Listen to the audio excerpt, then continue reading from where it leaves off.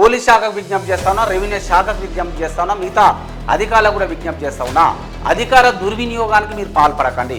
ఒక ఎమ్మెల్యే చెప్పినాను, మంత్రి చెప్పినాను, ముఖ్యమంత్రి చెప్పినాను, డబ్బులున్నోడు చెప్పినాను, డబ్బులకు ఆశపడో వాళ్ళ అధికార దర్పానికి దాసోహం అయిపోతే ఇబ్బంది పడేది మనమే, ఊచలు లెక్క పెట్టాల్సింది మనమే, పరువు పోగొట్టుకునేది మనమే.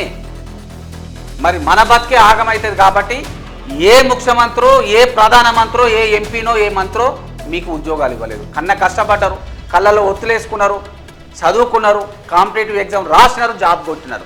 ఎందుకు ఎవరికి బీక్ మంగాలి? ఎందుకు ఎవరిని మోచేతి నీళ్ళు మనం తాగాలి? అందరం నిర్దిష్టంగా పనిచేస్తే, నికార్సుగా పనిచేస్తే రాజకీయ నాయకులే మన దగ్గరకు వచ్చే రోజు త్వరలోనే వస్తుంది. కాబట్టి అందరినీ చేతులు జోడించి మరీ నమస్కరిస్తా ఉన్నా.